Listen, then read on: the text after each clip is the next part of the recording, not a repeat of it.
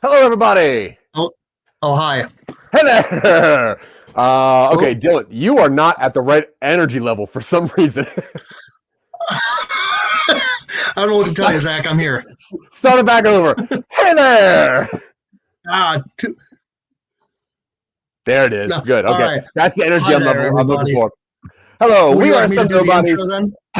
No, you're all sourpuss Eeyore right now for some reason. Okay, everybody, my name is Zach, and that's Dylan over there, and we are Some Nobodies. This is our website right here. And what you are doing currently, hopefully, is you're watching Talking UpStream. And what this is a 90-minute writer's room style show where Dylan and I throw some very stupid ideas at somebody, usually funnier than us, and they choose an idea for us, and then we kind of figure out and let you guys see our process on how we take something very stupid and turn it into a podcast or a movie coming soon, or a board game coming soon, or a card game, anything, whatever. We just got that stuff going on.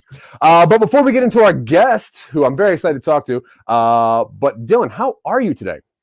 I'm apparently low energy. Yeah. Hey, don't project your crap on me, buddy. I'm not projecting anything. No. I'm doing fine. Yeah, good to see you. Good to see you. How are you, Zach? So, streaming services. Anybody responded to you yet? Anybody responded to all these emails? You know, they give Zack Snyder just like attempt after attempt after attempt. It's like, you know, your movie didn't do too well in theaters, so we're going to give you a second one. We're going to give you all this publicity. We're going to give you a mini series. Yeah, here we are, Zach. I don't know what the difference is between us and Zack Snyder. I guess last name. You know, I guess. A long history in the industry and, you know, professional resume. We need the Zach Wiseman cut of something, but I guess we need to do something first. Enough jibber jabber. Let's bring on our awesome guest. Dylan, will you please introduce our friend? Cool. Of course. So this week we are joined by Leo from the Leo Effects podcast. How you doing today? I'm great. Thank you. How are you guys doing? Good now. A little bit of technical difficulties, putting some more of these bricks up, but now things are running pretty smoothly. So, Leo, how are you, sir? Hanging in there. Doing good. Yeah, doing good. That's cool. So your show is called The Leo Effects. Right. Now, will you break that down for people that for some reason might not know what your show is? The general crux of the show is that it is a entertainment podcast. I bring on all forms of entertainers, from actors, VO people, musicians, authors, everybody and anybody that has a cool story. They come on, we talk for 30 minutes, get to know about them and the things that they've done, what's coming up, and just have a little fun. And I added a new feature at the end. It's called The Wheel. And I kind of ask a random question based off of what the wheel has described. So, for instance, one of them is called Florida Man. And I read two basically newspaper headlines from, you know, it happened in Florida. Florida Man does X. And then they have to guess which one is the real one and which one is the one I made up. And so far, nobody's got it correct. So. Oh. Well, Dylan's pretty familiar with some Florida men. You know what's up down there, don't you? A little bit. You know, the reason Florida Man is kind of like a thing, there's actually a law in Florida where I think non-criminal cases, effectively the records are open to the press. So It's not that Florida's more crazy, they're just more open about it. Oh. Man, whatever. Yeah. you don't really hear about the Colorado Man very often. He's No, they all live in the mountains. Yeah, or just nap. They're just napping or something. They're just napping. Well, it's hard to get things on the internet via carrier pigeon. So that's true. Leo, we started this show, Talking UpStream, because we wanted to talk ourselves up to a streaming service. We wanted to show people that we could just talk until we get up to a streaming service. what would you say was the conception of the Leo effects? Well, trying to get into the world of voice acting and voiceover work, I realized from seeing a lot of them on Facebook that a lot of them went in based off of, oh, my family member told me I had a great voice. And a lot of them were really struggling. They were having a hard time breaking into this industry. I was one of those people that people say, oh, you've got a really good voice for characters. You can create some pretty interesting character voices. You should do voice. But I bypassed that step and created my show in order to do interviews with people that are already established, basically gleaning their experience so that I can gather that before I really get into it. Yeah, that's cool. And on the flip side of my last question, what we're trying to do is ultimately get ourselves to a movie or a streaming service. If there is a pinnacle or like just a great top of what the Leo effect can get to, what would that number one spot be? I'm going to tell you, one of my dreams, I guess, is that at the culmination of all my hard work is that I get to be the next Jimmy Fallon. Yeah, that sounds great. So you're going to be a talk show host. Right. That's what I'm trying to get to. That sounds so good. Not bad. Yeah, I would love to be a talk show host. Dylan, you think we could pull off a game show? Yeah. Yes. Talk show? I think it would take us, a month and a half to get off the ground, but we'd be able to do it. Yeah.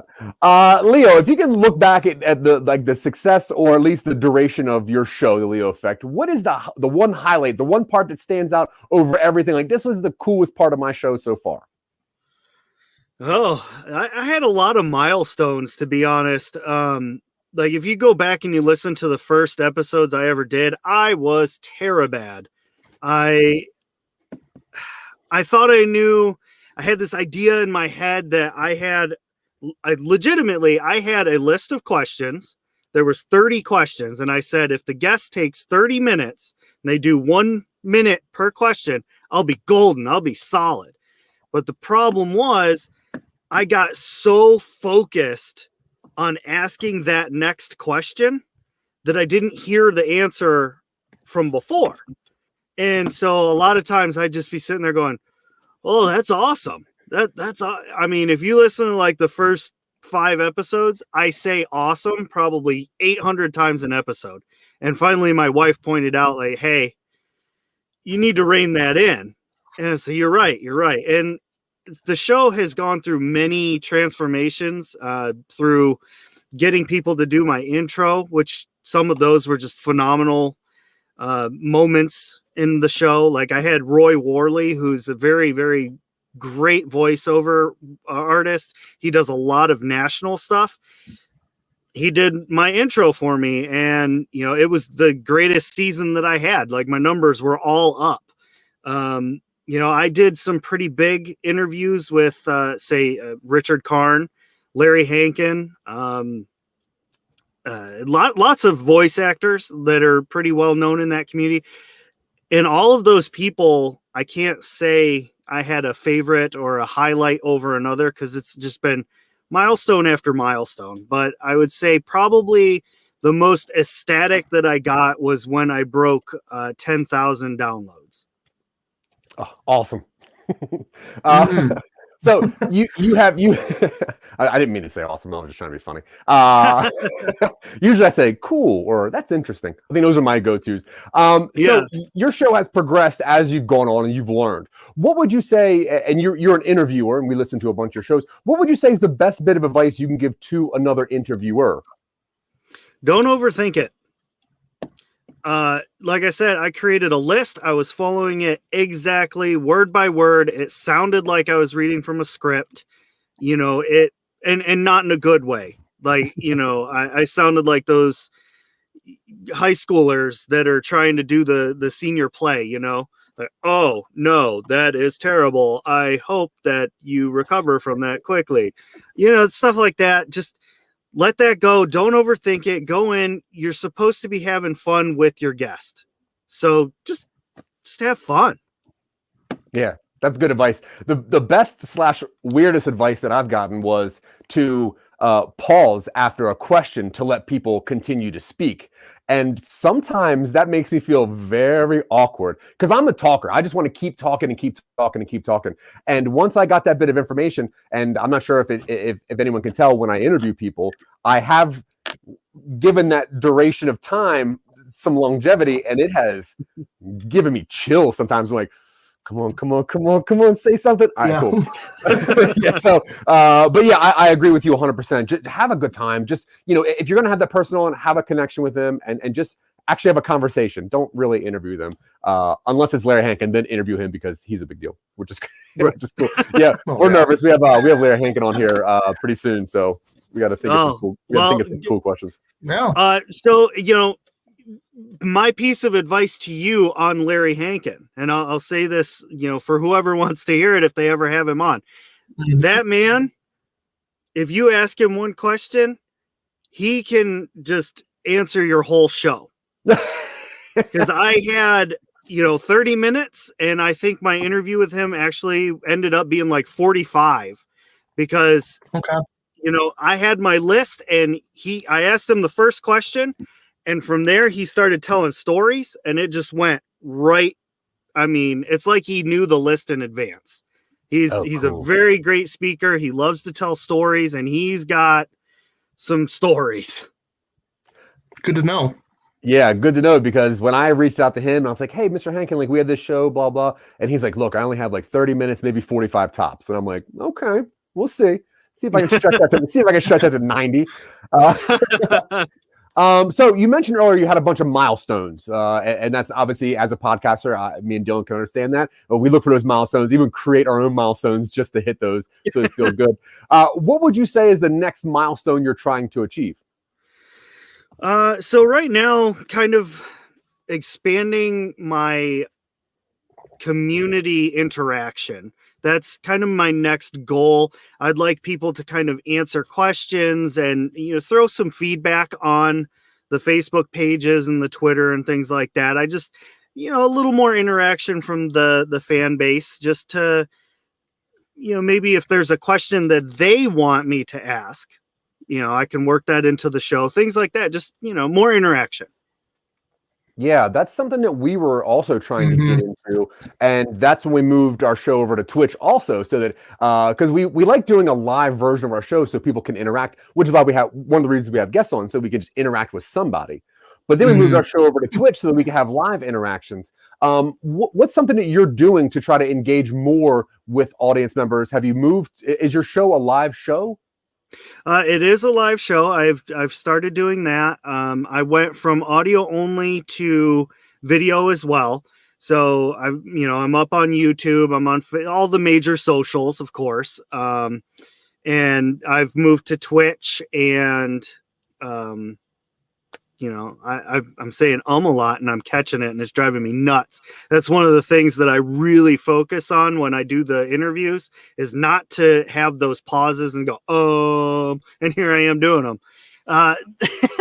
The crux of it is I'm trying to expand as far as I can. And honestly, you guys are the second podcast other than my own that I've actually been on. So I was really excited for this. I think it's time to start cross-promoting. Yeah, we met you on a show, Fick Off, right? Where we kind of just create weird stories and do that just live. Now I'm saying, I think I caught that. That's great. Thank you. It is contagious. So thank you for that. Now, with your show and being a voice actor, do you get to a creative spot? Do you start maybe creating your own? I know that your show is your own creation, but do you write fiction? Do you try to create scripts or movies? So I don't write scripts or books or anything like that, but I am very heavy into the tabletop role-playing community, and I do write my own story for another podcast, but it's not really one of those stories where you can sit down and read it. It is me giving a tidbit of the story, and then all of the players are donating their input, which in effect changes the story. Yeah, that's cool. Yeah, Mm. Dylan is he's a big I'm a- proponent of D&D. He's I'm a big tabletop gamer. yeah, Yeah. he's an advanced DM is what he calls himself on Tinder. Sure. So you like to interview people and you're trying to learn and grow and expand your stuff. Who would you say is like a highlight guest that if you could get one of your top guests, who would be a guest that you would like on your show? Whew, that's a tough one. Well, kind of talking back on milestones, one of my big things is on Netflix, there was a show, or we're waiting for a new season. It's called The Dragon Prince. And one of the voice actors from that, he was the main antagonist. And I got to do an interview with him just by reaching out on Twitter. It was kind of cool how that worked out. And he was kind of one of my milestones, was like, oh, I'd really like to talk to that guy. And now, just to kind of show you that, like, they're just people too, just trying to have fun. He is part of our show that's actually going to be on tonight, which is our D&D show. Like, he's one of the players. Oh, So, wow. Nice. That's pretty cool, you know? Wow, man, you're killing it. We're Mhm. you know. Good You, job. you- That's awesome. Which edition do you guys play? 5th? 5th, yeah. But Alright. it is very heavy in the homebrew world. Mhm. So we definitely go by the rule of cool. Oh, yeah. I let a lot of stuff slide. So, Yeah, of course. which, you know, we did a game. You guys were part of a That's game what that it was. I was. Yeah, Yeah, it wasn't. I It led wasn't. that game.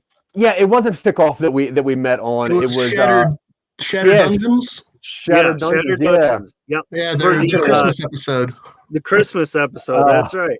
Oh, that's the one where Dylan and Cammy got together and formed that union with those elves. Yeah, the child Yeah. labor union. Yeah. Oh, that's what it was. That was oh man, what a great show. That was a great show. That was a good one. Now you mentioned earlier that you are looking to voice act, and Dylan and I, the way we got into podcasting was writing audio dramas and having a bunch of our friends kind of act out these pieces and be, you know, voice actors. As a voice actor, do you like to do impressions or just genres of voices? That really depends on what the director's looking for. I don't really like to do impressions because that's not necessarily creative. That it's kind of mimicry. The real creative process is when you can come up with your own thing. But that is not to say that I won't try my best to do an impression. I have maybe 2 to 3 impressions under my belt that I will let people listen to occasionally. But if there is one impression that I want to do more than any, it's John Malkovich. I don't know why. I think that voice is so cool. The cadence is so cool. If there is an impression that you could do, what impression would you want to be able to do? What would I want to do? Yeah, I don't know. Probably a better Christopher Walken. Everybody wants to do walking. It's good. When I sunk into mine, I feel very proud of myself, and it's Mhm. not a place that I need to be often. Is very, very proud of myself.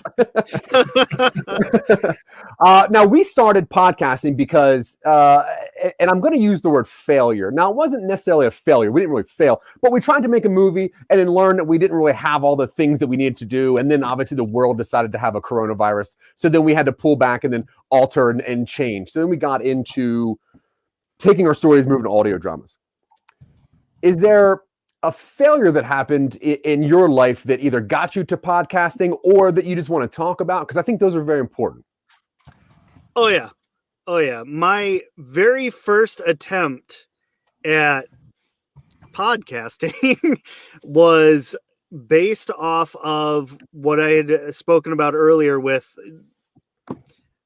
people told me that I had this great knack for character voices and just the accents I could do and things like that, that I'd be so great at it. I say, you know what?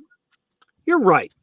You're absolutely right. I'm going to try it. I got a couple of my friends together here in New York, and we made our first Dungeons and Dragons podcast. I believe. Oh man, I can't even remember what it's called now. It was so long ago. It's terrible. It's still on YouTube. It's kind of like a one of those secret things that I hope people never find. The story was funny, but I don't know. It didn't go anywhere. We got maybe one view per video. I think that one view was me checking to make sure it uploaded correctly. But the idea I had behind it was, I loved the idea, and that was each episode was a step back in our childhood. So the very first episode was all Dungeons and Dragons version of Super Mario Brothers. The second episode was the song Bohemian Rhapsody, but it was the story that it's telling, but as a D&D campaign. Mhm. It sounds kind of kooky, but it worked. So each episode was kind of neat. It went back and touched on our childhood. We had the Terminator in there. We had Ghostbusters at one point, things like that. But it was a flop. It was a humongous flop. I'm not gonna lie. I think that idea sounds kind of cool. Yeah. It's definitely an idea that I would have pitched to Dylan. I'm like, hey, can we pull this off? And he'd be like, no, of course not. we do that. But as Leo says, sometimes reception depends wholly on just fortunate timing for when you put it out or whoever watches it. And knowledge was a huge thing. I thought I was going to record this thing, not do any kind of editing at all, and just put it on Facebook and or on YouTube, and I'd be good to go. Like, we didn't have any social medias. We didn't have a website, nothing. I just put it on YouTube, shared it on my Facebook page, my personal one, that I hoped my friends would be like, oh yeah, I want to listen to that. Yeah. Thanks a lot, friends. No, I remember your friend's engagement is exponentially lower than the people who say they'll actually listen. Right. And that was something that I learned. Yeah. Mm-hmm. Yeah, that sounds kind of like how our start was, because we had this idea that if we created a story, but then didn't tell it from our point of view, we kind of created another person and then had him tell the story. So we created this other person, Simon Vanderbland, who has a Facebook account. He's got a YouTube channel. He has all this stuff, and he's a fake person. And then we had him releasing all these podcasts. The problem was when people tried to reach him, he wasn't real. And when, and then we try like, no, this is actually our podcast. And we're like, no, that's Simon's. Like, we've been noticing that he's I'm like, no, Simon's not real. Like, we're Simon. And it's like, oh man, we really went backwards. To be fair, I had coworkers come up and be like, so is your real name Simon? And I'm like, no, it's for a thing. Don't worry. Right, which is weird because on Facebook, my name's Noah Body. So people are like, are you Noah or are you Simon? Right. Like, no, I'm actually just Zach. That's fine. Zach's cool. Right. Combine the two, and it's kind of close. Yeah. You guys saw what happened with me and us in our interaction. Like, everybody thinks that my name is Leo, which is fair.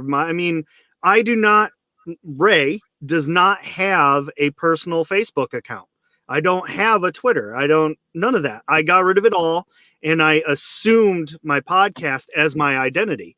So people that I reach out to come on for an interview, they're, oh, Leo, that sounds great. I've just stopped correcting them. I'm like, yeah, I'm Leo now. Like that. Let's do it. Yeah, that's cool. You need one more layer, because currently I'm Zach as Noah Body, as Simon Vanderbland, as Silicon Angels. that's a deep cake you got there. And no one cares. That's the thing. Like, no, it's a joke for me and Dylan only, which is great. Right.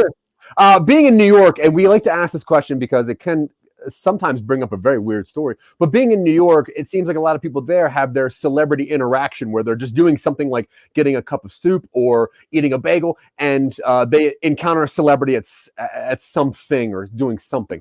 Do you have a cool celebrity encounter, a weird celebrity experience? In my little neck of the woods,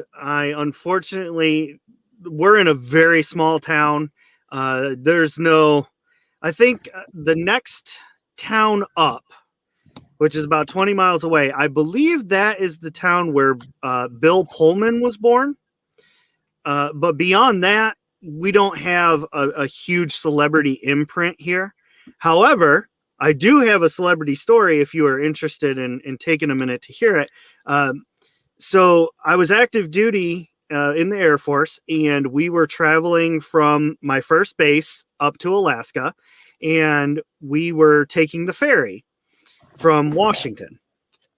And back in yesteryear, I was a bit heftier than I am right this moment, and which, my diet's working great. Woo. But anyway, I was a bit heftier at the time. I had like kind of a goatee thing going on because I had been on leave for a while, and we're on this ferry. We're going along. Everything's cool. In the military, a lot of people always said that I looked like Danny McBride. I just kind of resembled him with my goatee and like my kind of girth. And anyway, so we're on this ferry. We stopped and did a layover in Juneau. We were switching to the new ferry, and on a ferry, the hallways are very thin and small. And so we were going to our room on the right, and there was a couple that was on the ferry with us before, and they were going on the left. And we were trying to get our door open.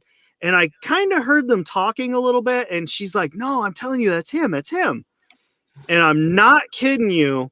The guy comes over and he says, excuse me, have you ever heard of the show Eastbound and Down? I was like, I know, man. I get that all the time. I look like Danny McBride. He's like, yeah. I can see it. I can see it. There's a subtle resemblance. A skinnier, more handsome, with a better voice, Danny McBride, obviously. Yeah. We got celebrity confusion the other day. Wait, what's that? Someone said Axl Rose or Duck Dynasty. Oh yeah. Why not both? Podcasting Moby said that. Yeah. Yeah, that was a weird show. That was interesting. Yeah, nice. Yeah, if we can give you some suggestions, check into the shows that you agreed to go on to, because sometimes you don't want to get in the conversations that you might get into. Yeah. Also the guests, because I've had a few of those. Yeah. Yeah, we when we first started doing this, we're like, "Hey, I'm gonna get us on all these shows just to get our name out there." And then, like the very first show we did, the guy started saying a couple words. I'm like, "Hey, nah, we're out of here. We're out of here. We got to go." I have been talking the entire time, and I usually don't let Dylan speak very much. Dylan, do you happen to have any questions for Leo? Hey, it works for me. So yeah, I've got just a few questions just about on kind of inspiration front. You count you're very into voice acting. Is there anyone that you feel has particularly drawn you to that sphere of performance, or is there someone that you look to as kind of just an inspiration in voice acting? There are quite a few, honestly, but I'm not gonna lie. What really drew me to this was my wife. She backs me in everything I do, from the podcast to the voice acting. When I first started, I was doing 3 interviews a day and every day of the week, and she was cool with it. She helped me build the sound booth that I'm in. She bought all the equipment for me because I was wanting to be cheap. And she said, no, if you're going to do this, you're going to do it right. So she got me the pop filter, the microphone, everything. She bought me a brand new laptop. Like, she's an amazing person. So anyway, she sent me to a place called GalaxyCon, and it was in Raleigh, North Carolina at that particular time. And there was huge people there. There was Will Wheaton was there, Jonah Hill, Summer Glau. There's just a bunch of people. So I get down there, and I had no clue what was about to happen. I was just running around like a crazy kid in a candy store, just dropping money. Like, sign this, sign that, sign my face. Let's take a selfie. And I got around the corner, and there was 4 people sat right in a row. And it was Chris Rager, Josh Martin, Cynthia Kranz, and Colleen Klinkenbeard. And they are, in no particular order, Mr. Satan, Boo, this is all from Dragon Ball Z, Chi-Chi, and Colleen did the voice of Luffy for One Piece. Okay.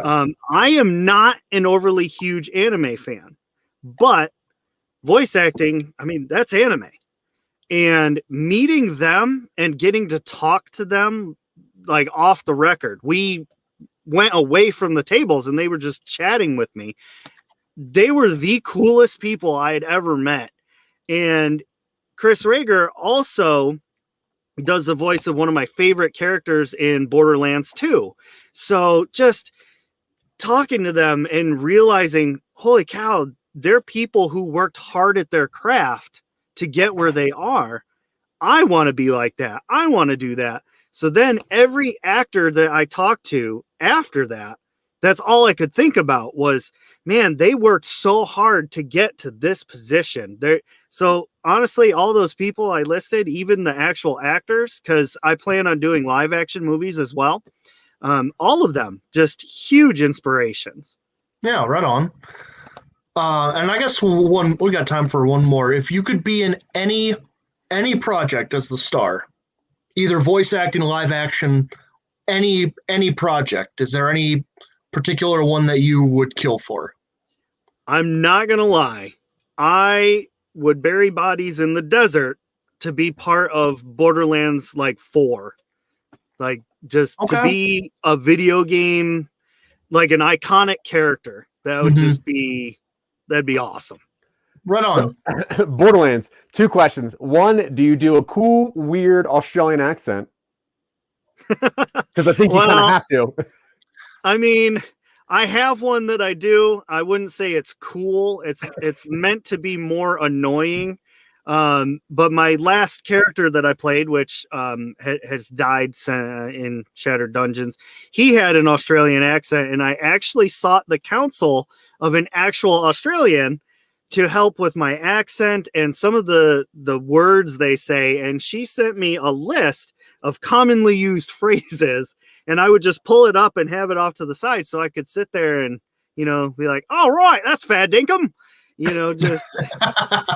Oh, good. All right. And my next question, only because it's crossed my path very, very recently, but Kevin Hart was recently cast as Roland. How do you feel about that?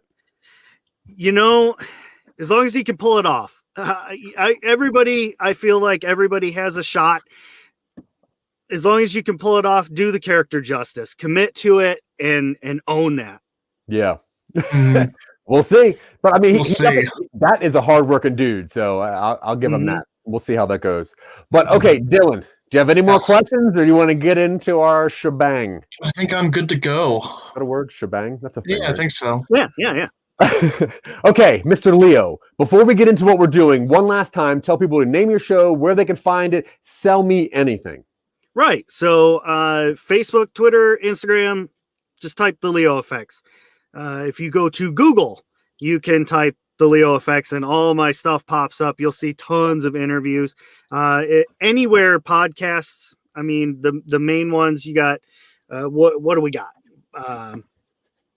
Man, I can't even remember now. Spotify, Apple, Deezer, all of them. You got TuneIn, you got I'm on some of the bigger ones too, like iHeartRadio. I'm on. I'm still trying for Pandora. That one's taken a little bit longer than it's forever. It does. But I'm on there. I'm on Amazon Music. So if you go to your Alexa and you tell her, "Hey Alexa, play the Leo Effects," guess what? I'll start talking. So that's kind of cool. Yeah, that's really about it. Man, why aren't we on Alexa, Dylan? I don't know. Oh, is that my job? You didn't get the camera. Yeah, we'll talk about this later, Dylan. Wherever you're down there. Okay, so Leo, where's my pillowcase with the brick in it? I've already used it. It's in the car. Okay, so what we do here behind him.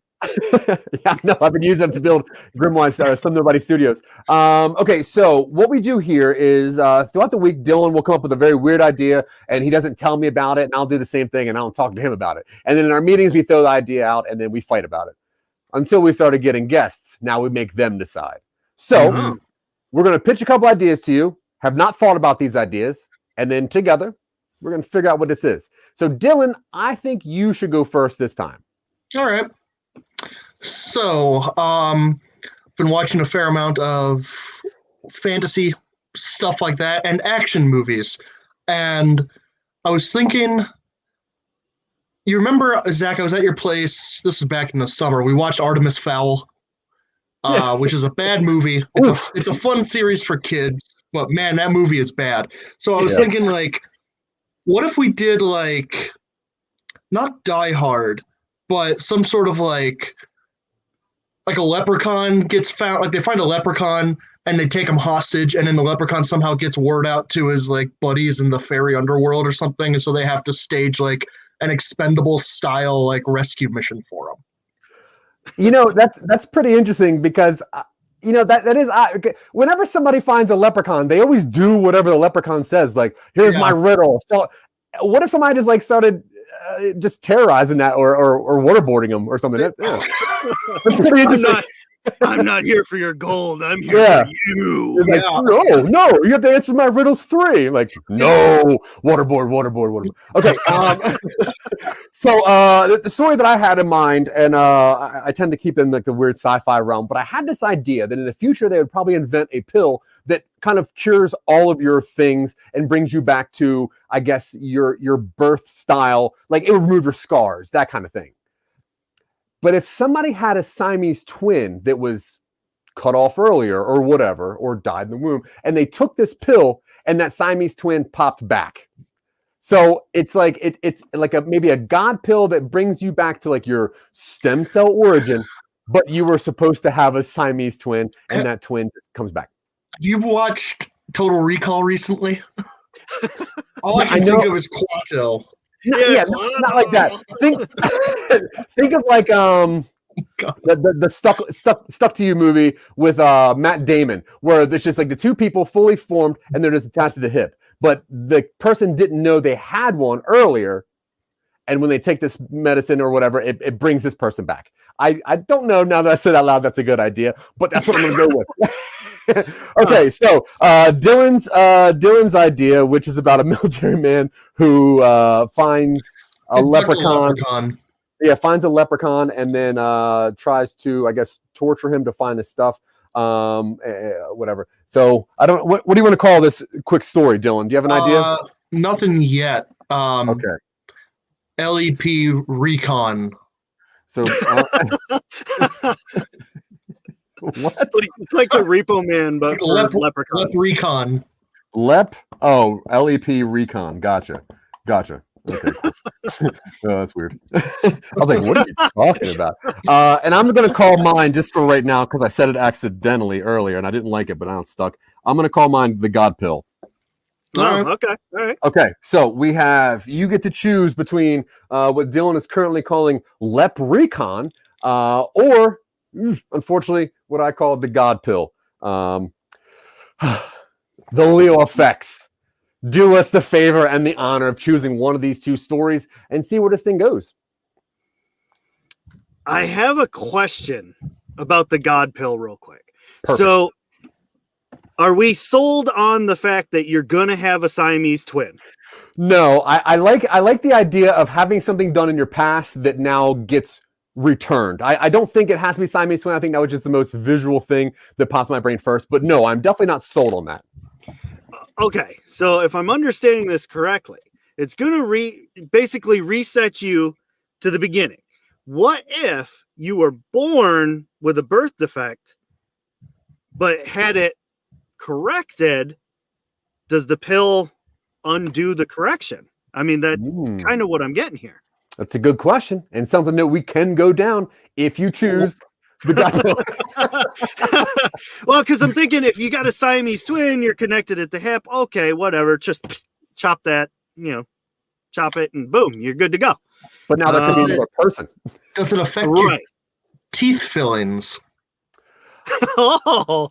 I guess the way I would see it is whatever your code says you're supposed to be as an adult, you would turn into that thing.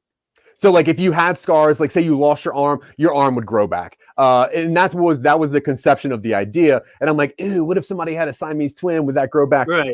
Not the ew about that part, but like the growing back part. But yeah, that was the idea. But yeah, so it's pretty much you take a pill that reverts you back to your original code, whether that's good or bad. Okay. And the leprechaun, are we talking your iconic Lucky Charms, or are we talking leprechaun like the movie? So there's not too much of a difference of those, but this is Dylan's story. I was thinking pretty close to a traditional leprechaun, so that way you could have the juxtaposition of like, oh, and then also we're raiding a military base to break a hostage out. Oh man, That's actually that's a really good story. That is. So, I mean, I'm kind of drawn to both, honestly, but I'm not going to do that thing where I choose both. Oh, thank you. That is so hard. I've heard that happens quite a bit. So I'm not going to go down. Hey, everybody, this is what happens when you research a show you're going on. So pay attention, take notes. So we're going to go with military leprechaun. Perfect. All right. I'm not going to lie to you. I was kind of going that way myself. Okay, so Dylan, my very best friend. Great job coming up with this idea. And now we're going to take some time and work out this story and see what that's going to be. Yeah. Who knows? But first, we're going to say some thanks to some people. International Broadcast Media Television, thank you so much for giving me an opportunity to hang out with my best friend who is sitting right there. And we just chat about dumb stuff like sci-fi and sometimes pills, but not like that. Mostly God pills. Behind the Bits podcast. If you're a fan of any kind of interview podcast or comedians or anything that might be funny, go check out Scott Curtis at Behind the Bits. He's an awesome dude. He helps us out a lot, and he's got an award-winning interview show. You can listen to that show and other shows on Listener app. If you like podcasts, you don't want to always listen to it. You kind of want to read the words sometimes and be able to save the jokes. I talk a lot. Sometimes I mumble and slur. You might not be able to hear all of it, but on Listener app, you can actually read it. So on Instagram, go to @thegreatestpodcast app. Listener is awesome. And some East Coast friends, we have Tanya Sheck, Sarah Tkachik, and a good group of nerds. If you're into some nerdy geek stuff, go check out the Scene Snobs. Those guys have some weird stuff. They're talking about currently WandaVision, everything Terminator and Jaws. They have great interviews, some really, really weird stuff. So go check out the Scene Snobs. And yeah, Dylan, you ready to get into this? Let's do it. And Mr. Leo. As ready as I'll never be. Let's get this going. My headphones seem a little weird today. A little silent. Okay, so Dylan, you had the idea that a military man finds a leprechaun. The leprechaun most likely has a reason to get gold, and this military man, I'm going to say man, this military person decides to circumvent all of that. That's an Arrested Development joke, and torture for the information. Yeah, I think so. Which turns into almost a John Wick reverse John Wick situation. We're now going to call it the Artemis Fowl effect. Okay, Leo, when you think of a story like this seems like an encapsulated story, right? You don't see this as a series or reading this, right? It seems maybe like a movie or, right? I kind of feel like it's probably better as a movie with possibly a terrible sequel. Yeah. Perfect. All right. This time it's personal. Yeah. This Last time the leprechauns take them hostage. Oh, I love that. Yeah. Now give me your gold. It's like, what? All I have is fillings. Okay, so we're looking at a movie with a possible sequel. I think that's a good thing of this. So obviously we're going to start a solo timeline. Now, Dylan, as always, we got to get some characters going on. Yeah. And I think that this one is a little more character driven than some of our stories. So let's talk about this military person. What are you? Where are they when they find the leprechaun? Are they on mission or are they on leave? It depends. Who incites the meeting? What the initiating incident is? Whether the leprechaun goes to the man for some reason, or the man finds the leprechaun out there. We could do a bit about the leprechaun going to Fort Knox, where allegedly all the gold is.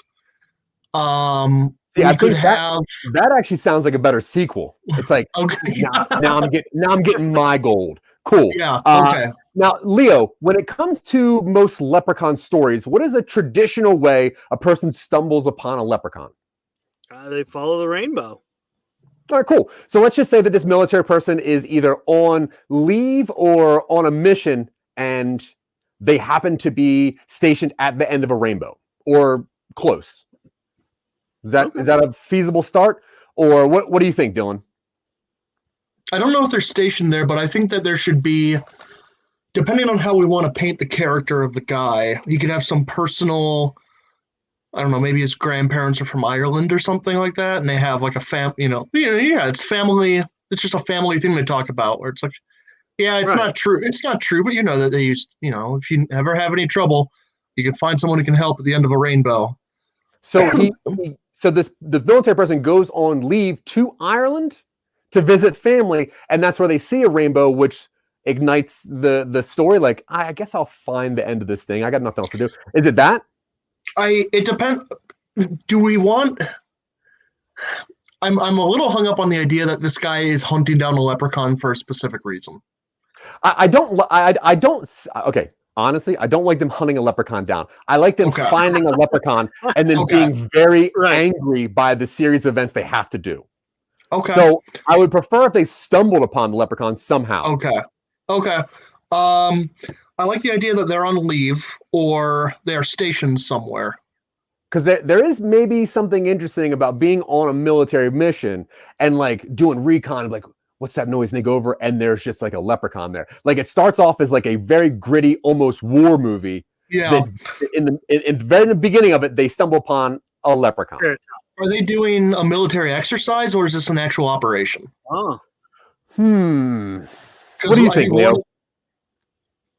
So kind of how I'm envisioning this going to keep up with everything that we've talked about so far is I feel like he would be part of like the Royal Air Force or something in England. And he's visiting family in Ireland and somehow stumbles across this, be it on training, like maybe he's doing drills, maybe they're doing recon or something. It also depends on the time frame of the movie. Like, is there a greater overarching theme? Is this kind of a futuristic where maybe some form of invader has come back to England and something like that? Or is this just nowadays and they're on training missions? I like nowadays. I think that's interesting. Yeah. I also like. Oh, go ahead, Dylan. No, we could frame it in like the return of King Arthur to England, but King Arthur was like a fairy king. Whoa. And so twist that a little bit, or like has spent so long in the land of like fairy that he's become part fae or something like that.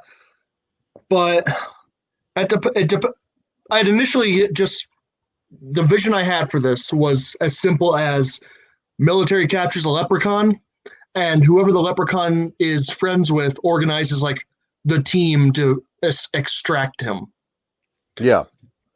Now I like maybe the leprechaun's mission is the thing that pushes the sequel. Like, I like maybe the leprechaun doing something bad, but when he gets caught by the military person, that's when he puts out that kind of initial signal, which kind of brings on the onslaught. So we don't really know what the leprechaun's up to.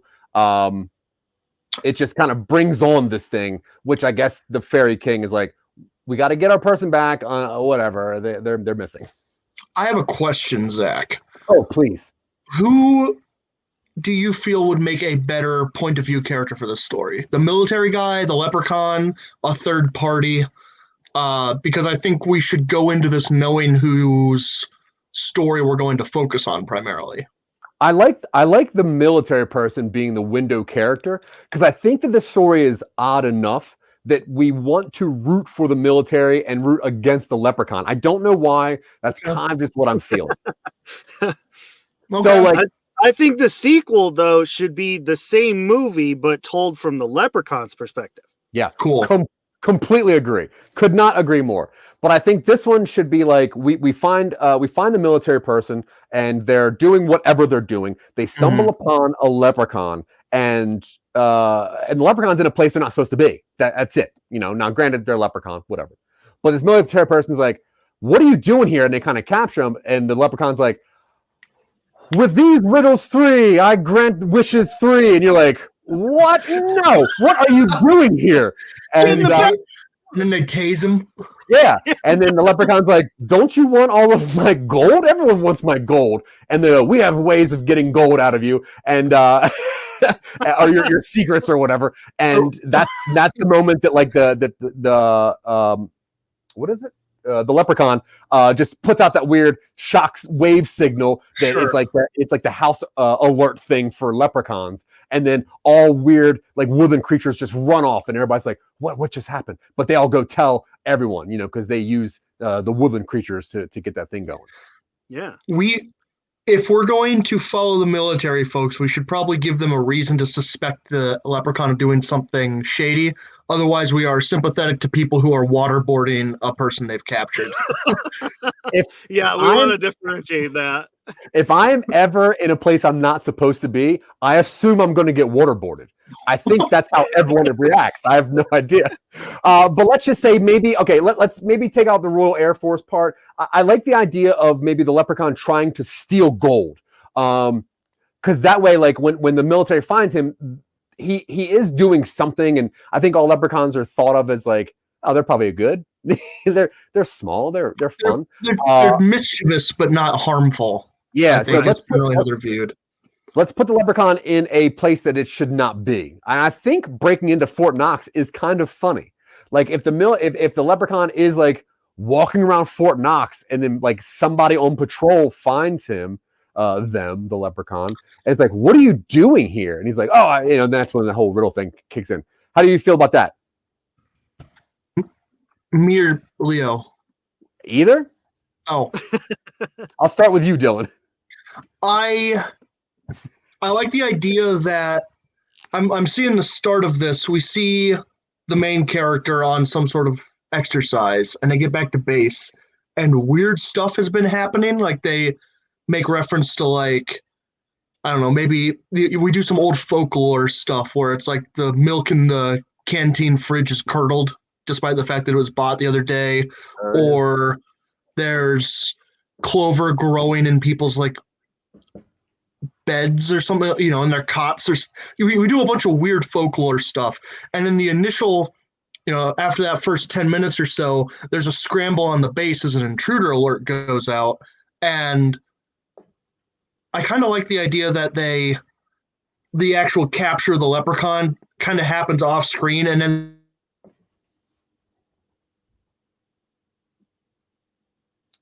hello? Uh-oh. Oh no, Dylan's gone. Yeah. All right, well, I'm okay with that. I like the idea of it being captured off screen, and then there being like maybe just that weird like hallway walking with papers, and you're like, what's happening? And then you open the door, and there's like maybe just like a leprechaun sitting in a chair, and like just behind like the glass, like the double pane glass thing. And what do you think? Is that a cool opening, Leo? Yeah, I feel like that would be or like when they open the door, the leprechaun is like in a True Lies kind of situation. Yeah, I like that. So we're talking. I gotta establish though, real quick. Is this an action movie, or is this a comedy, or what are we working with here? I think that it is an action comedy. I mean, obviously, it's gonna push into comedy because somebody at some point is probably gonna punch a leprechaun with a phone book. Totally, but I think Pirates of the Caribbean style. Yeah. Okay. Yeah. I'm into that. Yeah. Totally. That's like perfect. An action romp, but the stakes are potentially pretty high for people. Yeah. Gotcha. So we were talking, Dylan, about how you get that scene where like people are walking down the hallway with like folders, and then they walk into an interrogation room, and then behind the 2-pane glass, you just see like the leprechaun just sitting in the chair, looking like he's been there for quite a while. Yeah. And that's kind of where we're at. And then Leo mentioned that it should turn into like a True Lies situation, which I think is very funny. Okay, so Dylan, what do you think this first arc should kind of encapsulate? I'm just going to go through a few different like scene ideas I had. I think a lot of this is going to be interrogating the leprechaun, and not necessarily like in a torture method, but more like we start off with people just on the base interrogating the leprechaun about how he got in there and who he is, and we get the obvious call out where it's like, I mean, he's short, he's got red hair, he's dressed like that. Do you think he? I mean, my family's from the area, and they can have an Irish accent or something. It's like they're not this person is not a leprechaun. They're a homeless man or something like that. And then does something expressly magical, and then there's word from someone higher in the chain of command, and becomes pretty clear that they've known about the existence of whatever fairy world this is. Yeah, are you gonna dip into the government cover-up thing where like the leprechaun gets released and then the one cop is like, damn it, not this time. Not on. Yeah, we're not going to let these paper pushers get this out of my way. I'm going to get to the bottom of the leprechaun. We could partially do that. If we want a ticking clock, it could be that they are sending someone from Central Command to pick it up and transport the leprechaun to a more secure facility. And then the leprechaun hears that and is like, oh, and then sends out whatever signal. And then that way the leprechaun like rescue team has a time clock to get him out of there. Okay, now here's the question. Okay. To Dylan first. Is this a rescue team or is it an assassination mission? Like, are the fairies against the leprechaun for something? Maybe he gave them information and that's what like sent out, like, they're like, we got to murder this guy. The world of leprechaun politics is far more cutthroat than humans. So you think it's going to be a rescue mission, and then the leprechaun who got captured is viewed as like incompetent or something by one of the people on the rescue team, and the rescue team guy is just like, "You were irresponsible, McClarky." Yeah, whatever his name is. McClarky. McClarky. I like the idea of like, say like they're doing the interrogation and the one cop is like, just tell us whatever the thing. I don't care. Just tell us. And then there's like this alarm go off and the cop's like, damn it, Johnson, what's going on out there? And somebody's like, there's like a bunch of animals in the foyer, but the leprechaun is starting to get like upset. And he's like, oh, you think your friend's going to come and get you out of here? And he's like, no, please, you have to protect me now. And then there's like just a bunch of deer and like chipmunks running around the police station. And everybody's like, why are you guys scared of this? So yeah. I like this. I like how this is turning into. Does the wildlife rampage happen in the first act as like a sign that we should take this seriously? Yeah, I think the first act should get up until we find out that the leprechaun is not good. I think it should be discovery, and then interrogation, and then some information, and then the turn to, oh, these things also want to kill the leprechaun, and now the military people have to kind of protect him. Cool? I like it. Okay, so we're going to start the first act up until the assassination. How do you spell that? ASSASSIN. Yeah. ATION. That's why I write such scribbly, so people know that it's spelled correctly. Okay, so we have the first act here. Let me zoom in on that. No. Okay, so what is the whole next act is attack on the base? Sultan Precinct, whatever. Yes, yeah. It's the military base locking down because they think that I like the idea that the rescue team has a bad faith operator on it who is going to take. It's just like, you're too much trouble. This is the third time you've been captured and we find out this has happened before. But the second act is the military base bunkering down and really defending against the oncoming one, with the revelation that for some reason it's in their best interest to protect this leprechaun. Cool.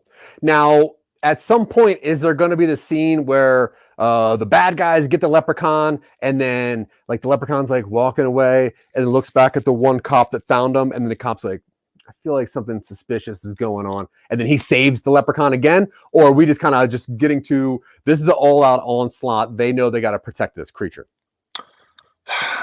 I think you have that moment where everybody's under fire and the Leprechaun rescue team is about to do something to like the human point of view character, and then the Leprechaun captive like saves him somehow, and you get that kind of side eye respect look that they kind of give each other. Yeah. Before, and then they have to hustle him out because we're under attack, and then they have a quiet moment where they have conversation back and forth, and you learn from the Leprechaun that things can be just as messy in the fairy world as they are in human politic.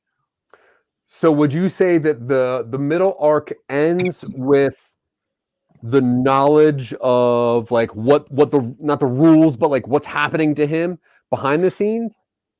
That's when the world opens up for us as the audience, where we learn what if the Leprechaun's signal was intercepted by like subversive elements in the fairy kingdom, and that's who sent and so at a certain point towards the end of the second act, the Leprechaun captain was like, listen, I recognize that beard anywhere. That's Seamus's Raiders, or whatever name we're going to give them. It's like an underground splinter sect of, I don't know. I'm going. We started the story. We started this story off on a wacky premise already, and I'm just leaning into it. No, I'm loving this story. I think this is really cool. I'm just trying to understand like the characters that you're building now. Now, is the Seamus the Seamus splinter group, are they the rescue team, or is Seamus the name of the original Leprechaun? I figured Seamus is the name of the who's the bad guy from Die Hard? Yeah, Hans. Oh, Hans Gruber. Oh, okay. Hans Gruber. He's the leader of this like a radical cell of leprechaun extremists or something like that. They don't believe humans should have gold at all. Right. So, okay, so the bad guys get the same notification as every other woodland creature, fairy tale, folklore thing, and their mission is to. They're also there to kill the leprechaun, or they're there to try to steal the leprechaun? I figured they were there to kill him. Okay, cool. But also the rest of the fairy people are there to kill him also. Well, initially it had been one, but I kind of like the idea that two teams show up from different factions in the fairy world to rescue this guy or kill him.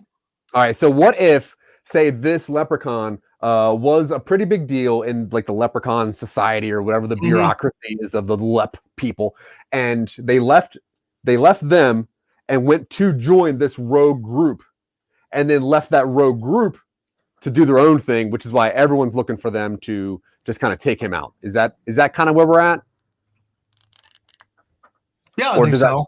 Cool. Okay, so if the second act ends with the knowledge of like what's going on and how everyone's trying to get this leprechaun and kind of destroy this thing, where do you want to see this last act going? Stonehenge. If we're setting this in a British Air Force base, Stonehenge is only a few hours away. Okay, and what is that Stonehenge? We don't have to do anything as obvious as it's got a secret underground entrance or something like that. It can be just as simple as like we have to make the handoff at a place of power. Okay, and Stonehenge is the only one remaining, or something, Yeah, but my question is, who's getting what's getting turned over to who? So that's a little bit of world building. Leo, what are you thinking? Okay, so if we're gonna end in Stonehenge, and we're going to, and your idea is that we're going to do a transfer, a handover.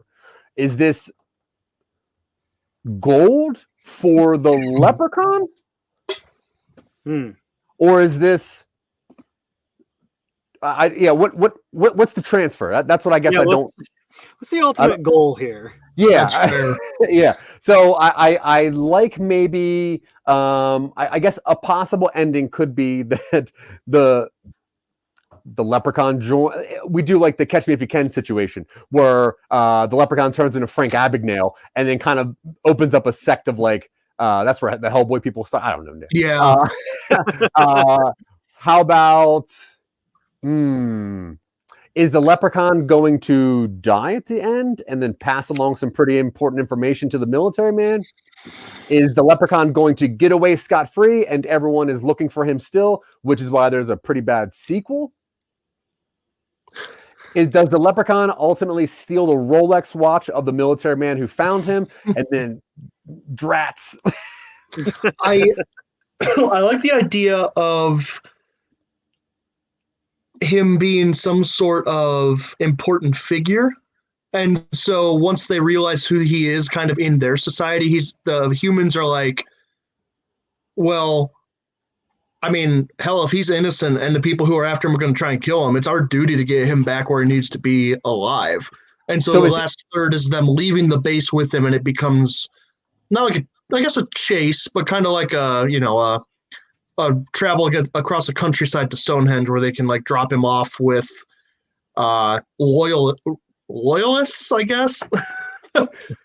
I was kind of thinking that maybe the leprechaun is the fairy prince. I like that. To the king at Stonehenge. And the king can only appear at Stonehenge because, as you said, it's a place of power, and it's got to be during the full moon. Yeah, I like that idea, because I was thinking that if this leprechaun had to be the one in power, but if the other people that were going to be in power, if this leprechaun were not there, they're the ones trying to get him. So I like him being like a prince, like a leprechaun prince. I think that's cool. Yeah. Weird, weird, but cool. Okay, so we have, maybe there's like a leprechaun king or something, and this king dies. And the people that know that a leprechaun prince is going to come into power, they're like, we got to kill this dude. So the leprechaun leaves, but that happens all off screen beforehand. Yeah. So we pick up with these Royal Air Force Base people just patrolling something, coming across the leprechaun. And the leprechaun, because he's a prince and he wants a regular leprechaun life, he tries to give him a riddle to give him some gold because he's a prince. He's got a bunch of gold. Yeah. Nobody cares. Here's a riddle. I just want to be normal leprechaun. It's a compulsion. Then it cuts into having an interrogation scene. The military does not know what the leprechaun's up to, but they want those secrets. So they start interrogating him, and maybe possible waterboarding. I don't really know how that works. I think that's illegal now. I'm not really sure. Yes. But it's also the Royal Air Force, so who knows? Okay. And then we get into what the military thinks is a jailbreak. And now the military is like, you think you're going to get out of here so easy? Boom, and then they're punching the gut. But then they go out there, and apparently they're trying to kill the leprechaun, not rescue him. So now the military people are inadvertently on the side of the leprechaun while this whole shenanigans is going on. Then we get up to just an all-out Artemis Fowl, John Wick style fight where, Dylan, soon I'm going to ask you for some different fairy tales or folklores that are going to be involved in this fight, because we got to see what we're dealing with here. And that's going to get to the point where, in like, I guess the end of the second act, and that's where the leprechaun, through whatever series of events, relieves the tale, just tells everything what's going on. My dad was the leprechaun king. He unfortunately got poisoned, and now these two different factions of people are trying to get over, and they're trying to kill me. And I guess at some point that gets us down to the transfer of power, which is the military handing over the leprechaun prince to the leprechaun government. So if we want to get into some folklore, generally leprechaun and kind of like any of these mythological figures from this part of the world, from like England, Ireland, Scotland, that sort of spot, tend to belong to the Fae, which is kind of like this nebulous collection of otherworldly figures. And they are generally divided into, at least in pop culture, which has become kind of the standard norm, the winter court, the summer court, and then the wild hunt tends to be kind of like this ambiguous third party to the Fae courts.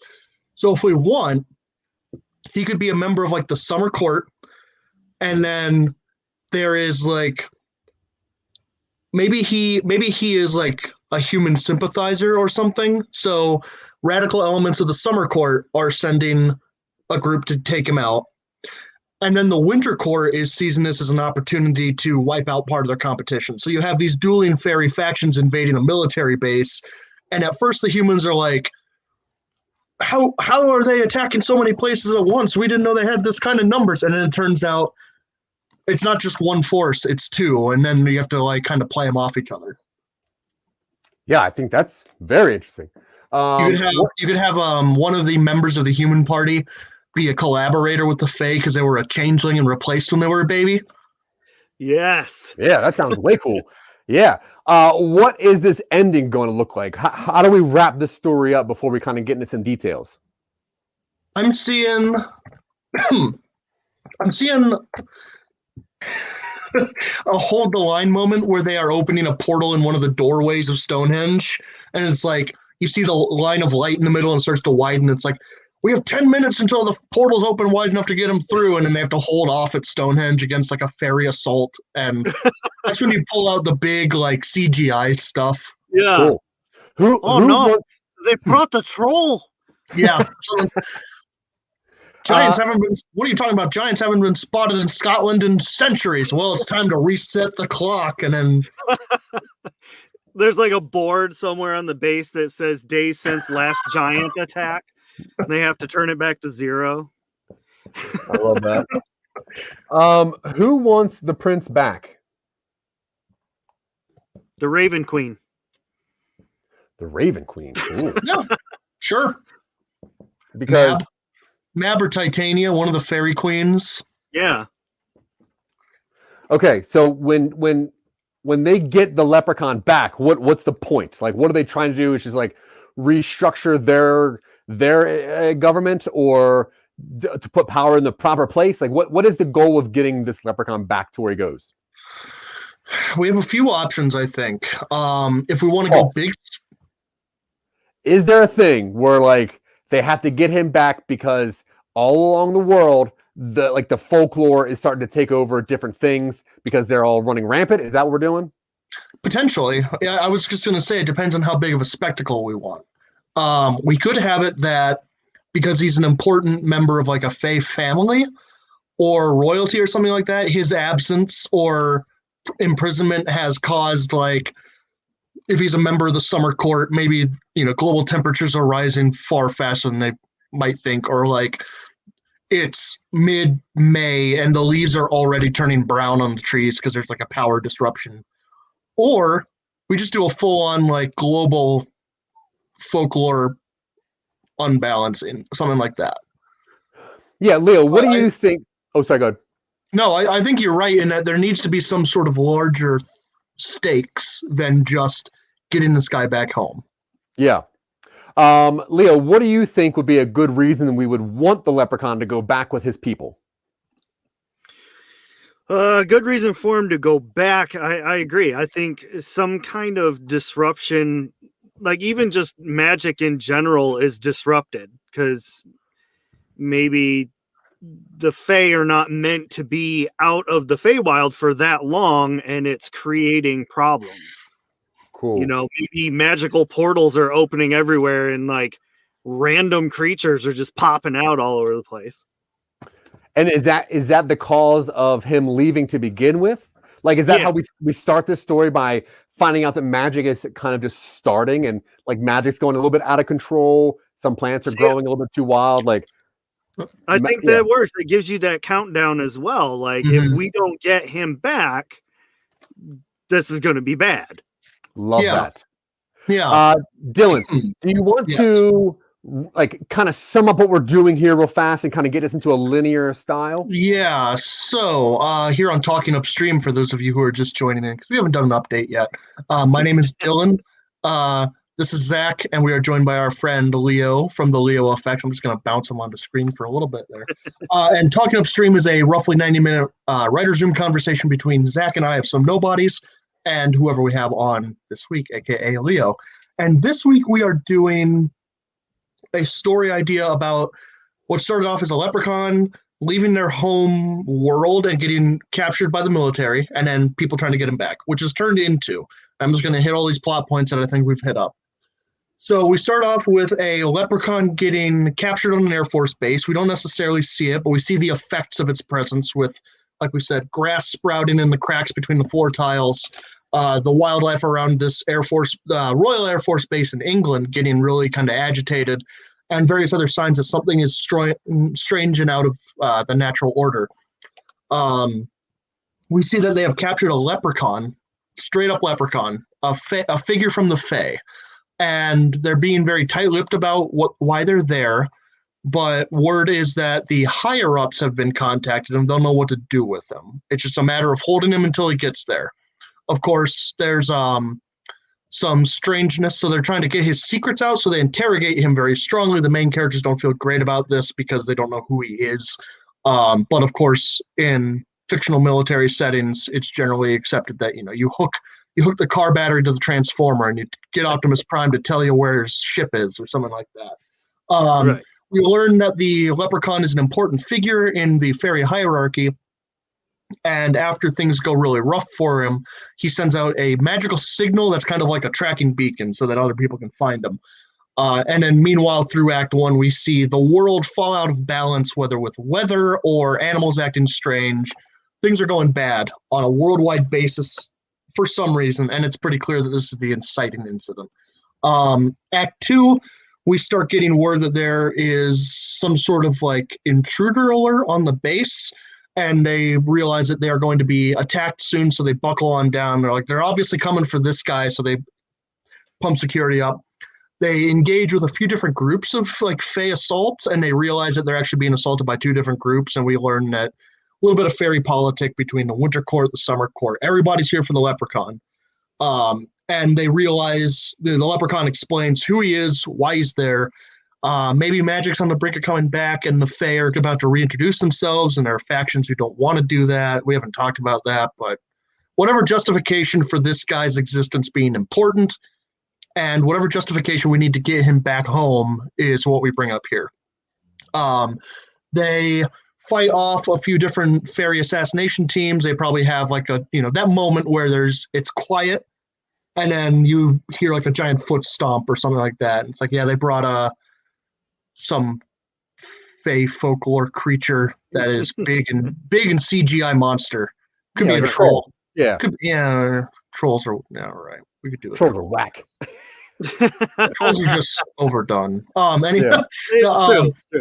It's and then they realize, or the leprechaun just tells them that they have to get him to Stonehenge, which is the area in the world where the veil between worlds is weakest. For some reason, they have to go to Stonehenge because it's an old folklore location. They fight the fairy teams off. They fight off a betrayal by someone in their party who is a changeling, which is just a little bit of mythology we can throw in there. They get to Stonehenge, and with the help of the leprechaun, they start opening the portal. They have to hold off an assault, and they eventually get the leprechaun back with the promise that in the future, when things change, now they have someone on their side in the courts or something. It ends on, I think, an optimistic note. Things are going to change. Things are going to change, but they'll change for the better.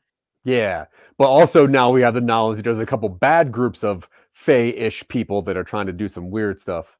Yes. Leo, where do you think some of this story needs to get worked on? Like, where do you think that this is a decent outline of a linear story?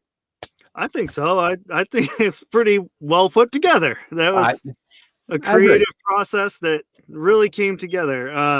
The ending in my mind was more comedy style, but I like the idea. Like I was thinking something along the lines like the portal finally opens. They've defeated all the bad guys temporarily.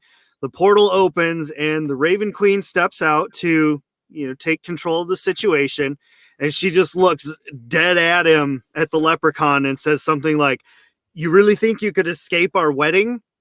and then it's like roll credits, and you could be like, "Leprechaun 2, the honeymoon." Leprechaun 2, now the in-laws are here. No, I like that. And then that gives like the beginning a whole bunch of levity because you're like, oh, that's why he left to begin with? All right, that's crazy. All right, Dylan, what we used to do is we would kind of select a part of this and kind of work on a scene that we thought would be a really interesting scene. What part of this do you think is the most interesting scene? I think so. I think there are twofold options here of things that if I was writing like a short script here, I would want to write. I would want to write the scene where at the end of Act 1, stuff on the base starts to fall apart. Like you start noticing that, someone reports in and it's like, hey, there's a whole bunch of deer just hanging out by the perimeter. They're not doing anything, but there's a lot of them. And then it's that, they go with the binoculars and it's just a lineup of like woodland creatures, like the rabbits are down there and stuff. They're not moving. They're just staring at the base. And all the military guys are acting really funky about it. Yeah. Or the scene in the second one, and I know this isn't a very developed idea, but where one of the military guys turns out to be a changeling and attacks everybody. Like you get the moment where he physically changes and you're like, what? And then someone explains like the leprechaun shouts out like, he's a changeling. He's not who you thought he was. Something along those lines. Because that's always the betrayal is always a fun scene to have in there. Yeah. No. Yeah, I agree. I agree completely. Okay, so what is the name of this leprechaun? The leprechaun? Yeah. I mean, if it depends on how tongue-in-cheek we want to go, because if we want to do very tongue-in-cheek, we can just pull up. It's a leprechaun. Yeah. Let's see. I already said Seamus. Seamus is a name for one of them. Yeah, that's about it. Connor, Patrick, Killian, like Killian Murphy. What? I'm just naming Irish names right now. Yeah, obviously. Aaron Gobra. Let's see. Redhead. Leo. What is the name for what's the name of this leprechaun? What's his name? Oh man. You already said Seamus. That's like the number one. That's the go-to. Yeah. What about is Hamish? Is that an Irish name or is that just British? I think Hamish is Scottish. Oh, okay, that's a cool name. It is. Man, I really can't think of any. That's okay. Cormac. Cormac. Kieran. Apparently, Cormac means son of defilement, which is pretty metal. All right, so Cormac it is. I like that. Yeah. What's Cormac's last name? Yeah. Mick Blank. I mean, McGuffin. I'll look up. Cormac McGuffin. I love it. Yeah, that's perfect. All right, so Cormac McGuffin, and he's about to marry the Raven Queen, and then all this stuff goes on. I think that's very, very cool. Yeah.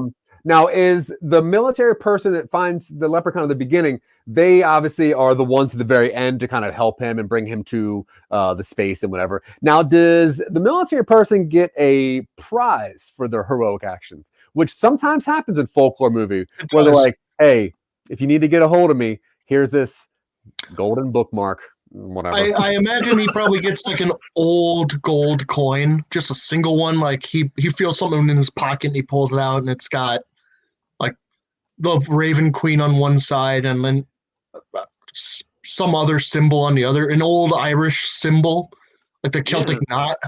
Yeah. And they're like, if you ever need me, just flick it up in the air. Yeah. Right. Yeah, cool. I'm imagining this guy is played by Josh Duhamel. Yeah. Okay, sure. It's like a very military man whistle, so he's like a little leprechaun-sized pan flute. Yeah. He's like, you know what I'm doing? It's like playing the smallest violin. No, playing a leprechaun violin.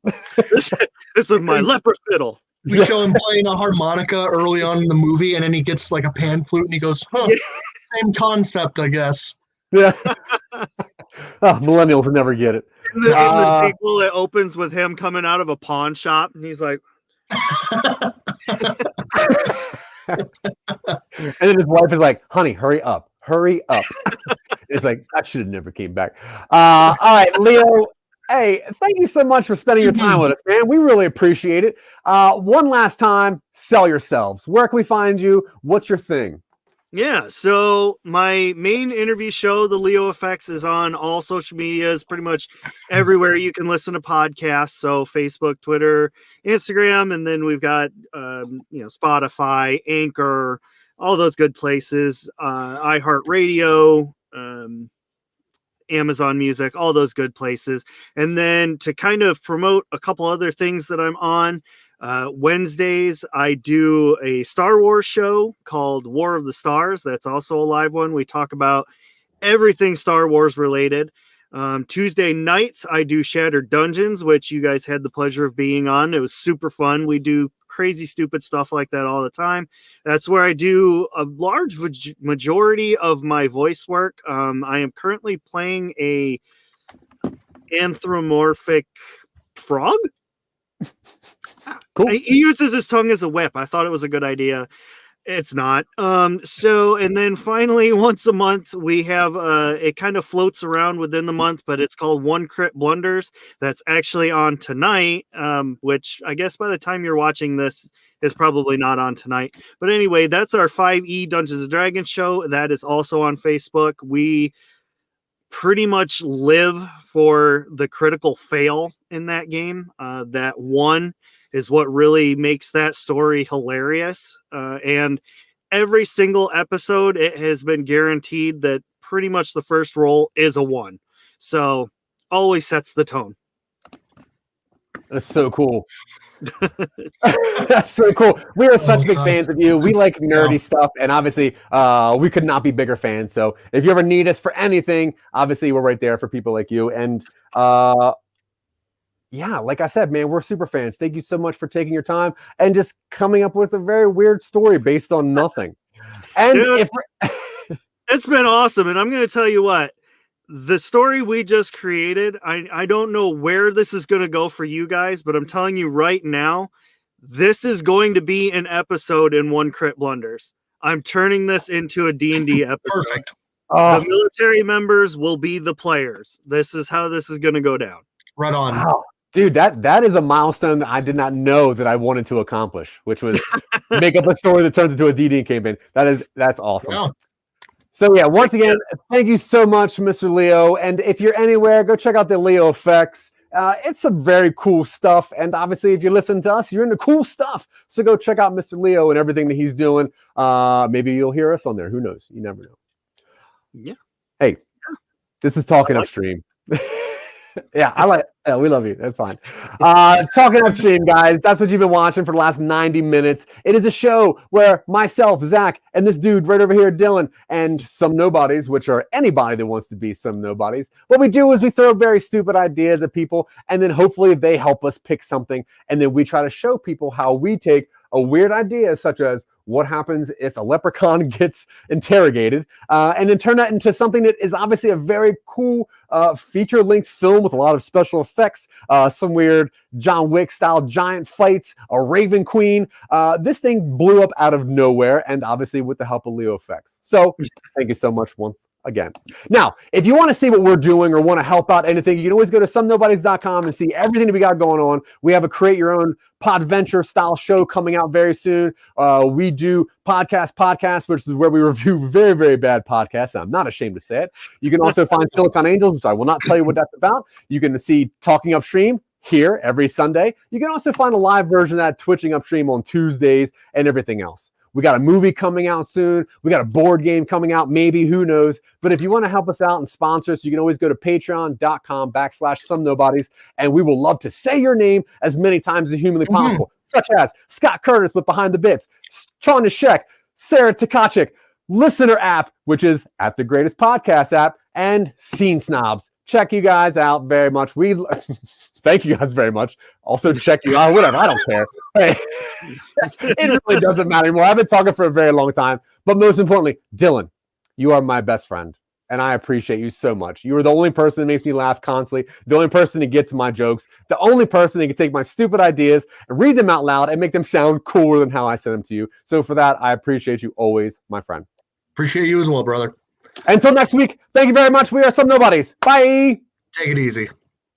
Bye.